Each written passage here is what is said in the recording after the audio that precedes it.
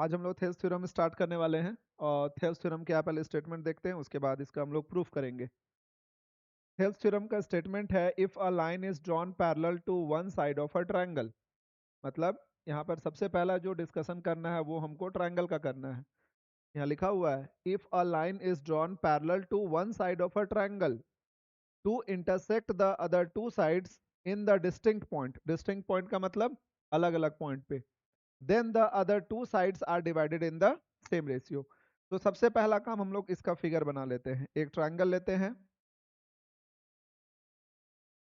एक ट्रायंगल, ये एक ट्रायंगल है जिसका नाम ए बी और ये सी। ये ट्रायंगल है ए बी सी। अब इसमें ये बोला है एक लाइन है जो कि पैरेलल ड्रॉ किया गया है one side of a triangle.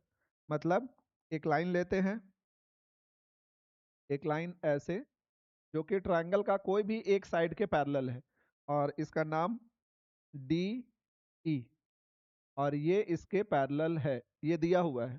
ठीक है, एक बार फिर से स्टेटमेंट पढ़ते हैं। If a line is drawn parallel to one side of a triangle, मतलब अगर कोई एक लाइन इस ट्रायंगल का किसी एक साइड के पैरेलल हो, side of a triangle to intersect the other two sides, मतलब ये जो लाइन है वो दो अलग अलग साइड पे इंटरसेक्ट करेगा in distinct point, then the other two sides, तब ये जो दो अदर साइड बचा ये सेम रेशियो में डिवाइड करेगा। यानी ये लाइन, ये दो अलग जो साइड है इसको, मतलब A D by D B equal to A E by E सी।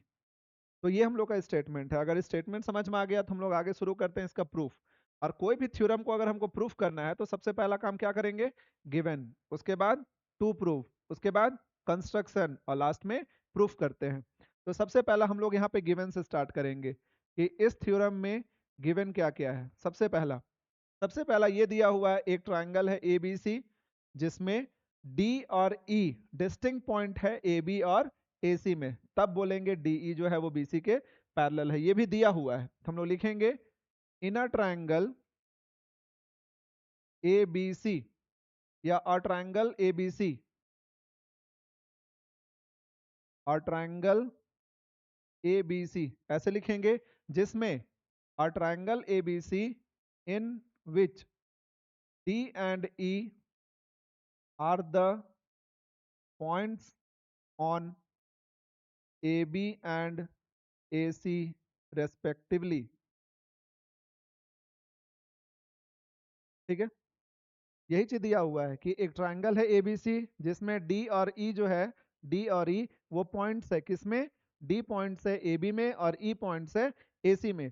इसलिए हम लोग यहाँ रेस्पेक्टिवली वर्ड यूज किए हैं। मतलब D जो होगा वो AB का पॉइंट होगा और E AC में पॉइंट है। ठीक है, और क्या दिया हुआ है, एंड DE पैरेलल BC, और DE BC के पैरेलल है।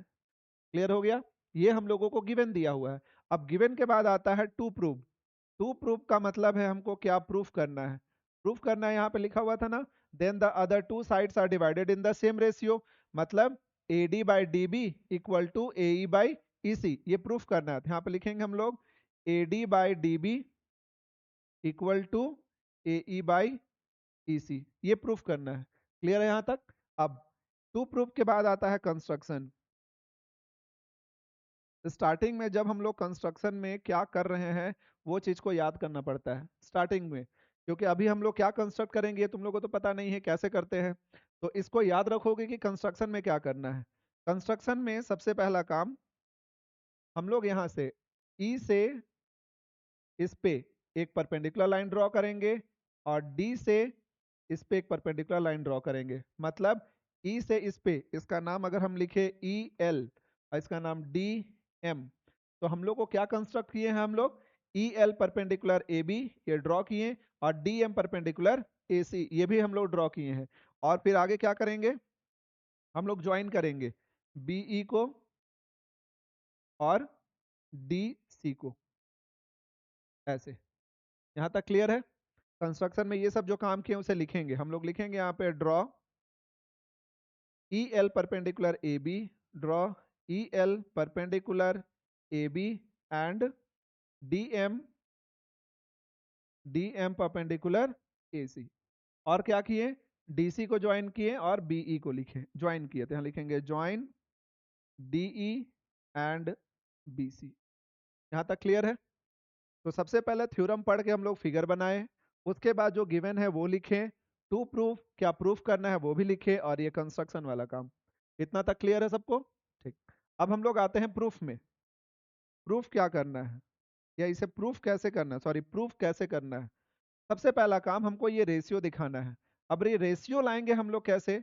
रेशियो यानी ये एक साइड है एडी, डीबी, एई, ईसी।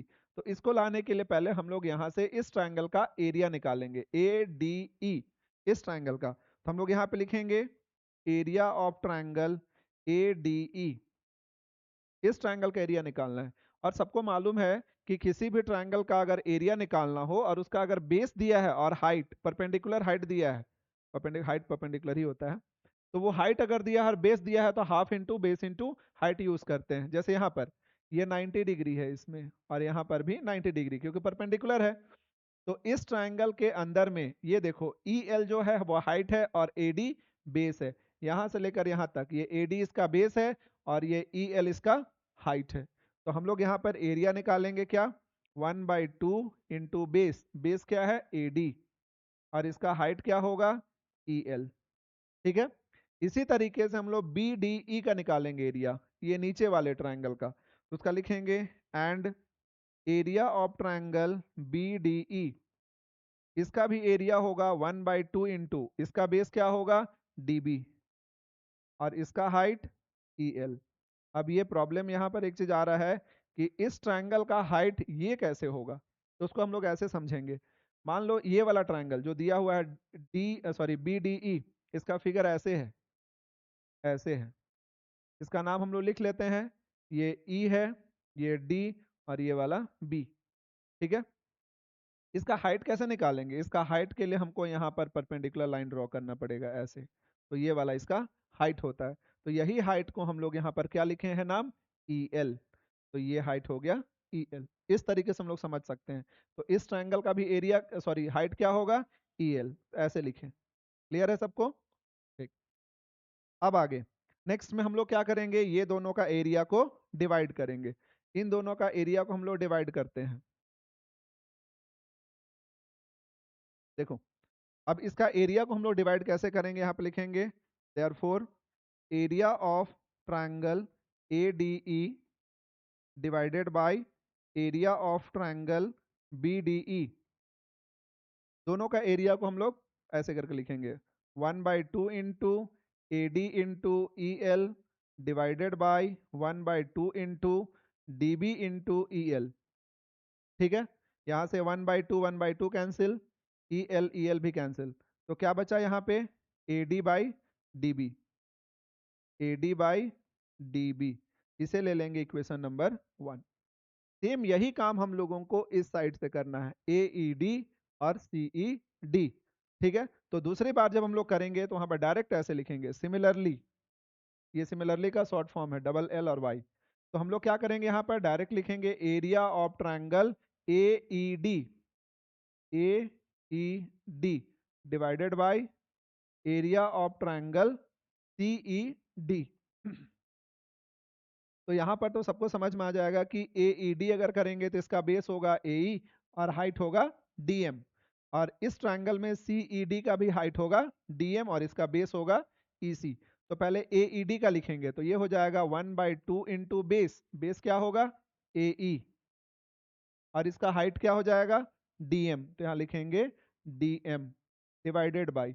अब दूसरा इस ट्रायंगल का सी ई डी, इस ट्रायंगल के लिए हो जाएगा 1/2 इंटू ई सी, और हाइट क्या होगा डीएम, सॉरी डीएम यहाँ पर है, यहाँ पर भी जो कट रहा है उसको काटेंगे 1/2 डीएम और डीएम। तो क्या बचा यहाँ पर ए ई बाई ई सी, इसे लेंगे इक्वेशन नंबर 2।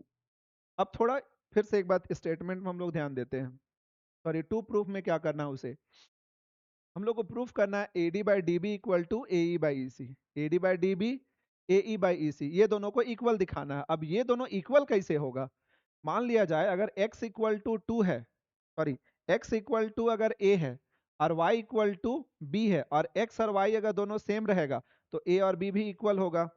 उसको हम लोग ऐसे समझ सकते हैं, मान लो अगर x का वैल्यू a है और दूसरी तरफ भी x का वैल्यू b है, ऐसे, तो x का वैल्यू a है और x का वैल्यू b है, तो अगर ये दोनों सेम है तो ये दोनों भी तो सेम ही ना रहेगा, होगा कि नहीं होगा?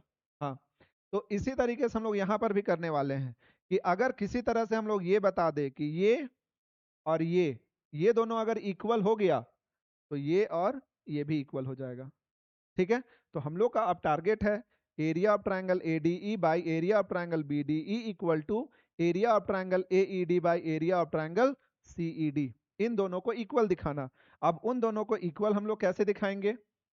देखो उसके लिए क्या करना है।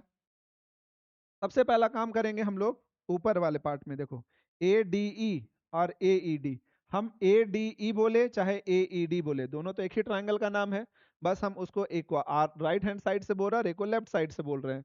तो हम लोग यहाँ पर बताएंगे since triangle ADE and triangle AED are same, ये दोनों ट्रायंगल सेम है, इसलिए therefore area of triangle ADE जो होगा वो एरिया ऑफ ट्रायंगल AED के इक्वल होगा। इसे ले लेंगे इक्वेशन नंबर 3। ठीक है, ऊपर वाला पार्ट देखो न्यूमरेटर ये दोनों का सेम हो गया। अब इससे बताना है नीचे वाले के इक्वल दिखाएंगे। अब वो कैसे दिखाएंगे उसे भी पहले समझो। दो पैरेलल लाइन है ऐसे, ठीक है, और दो ट्रायंगल है यहाँ पे। मान लेते हैं एक ट्रायंगल ऐसे है, इस तरीके से ऐसे, और दूसरा ट्रायंगल यहीं पर इसी में बनाएंगे ऐसे करके इधर से ऐसे, ये ट्रायंगल है। ठीक है, ये दोनों ट्रायंगल में देखेंगे, ये दोनों अगर पैरेलल लाइन है तो दोनों का बेस सेम है और सेम पैरेलल लाइन के बीच में है, तो ऐसे केस पे दोनों ट्रायंगल का एरिया इक्वल होता है। ये क्लास 9 में पढ़े हैं हम लोग।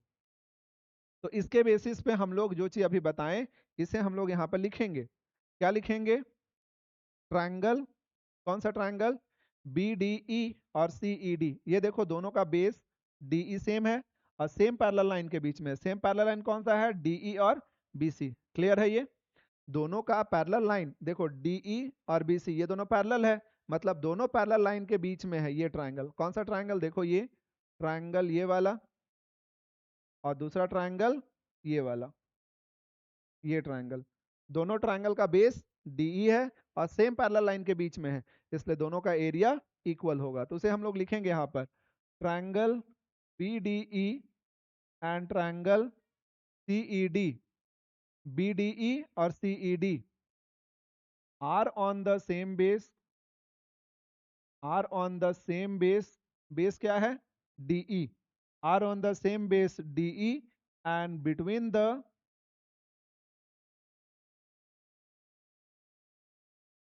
The same parallel line, same parallel line कौन सा होगा? DE और BC, and between the same parallel line DE and BC। इसलिए हम लोग दोनों के एरिया को इक्वल बोलेंगे। Therefore area of triangle BDE जो होगा वो इक्वल होगा किसके? Area of triangle CED। इसे इक्वेशन नंबर 4। अब देखो ध्यान से, ऊपर वाला ट्रायंगल का एरिया ये सेम हो गया इक्वेशन 3 से, नीचे वाले ट्रायंगल का एरिया इक्वेशन नंबर 4 से इक्वल हो गया, मतलब ये दोनों इक्वल हो गया। अब ये दोनों अगर इक्वल हो गया तो ये इसका जो रेशियो है वो भी इक्वल होगा, मतलब हम लोग कंक्लूजन क्या निकालेंगे यहाँ पे? फ्रॉम 1 2 3 एंड 4, चारों इक्वेशन का हेल्प से हम डायरेक्टली बोल सकते हैं AD by DB equals to AE by EC। ये प्रूफ हो चुका है। समझ में आ गया सबको?